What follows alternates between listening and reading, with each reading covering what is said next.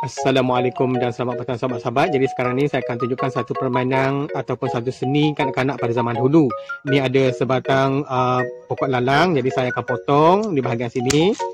Di bahagian sini. Okey, kemudian bila lepas dipotong, kita akan ambil lidi di mana kita akan keluarkan isinya. Macam tu. Okey, bila dah keluar isi ni, kita ambil dan kita akan masukkan dalam pewarna.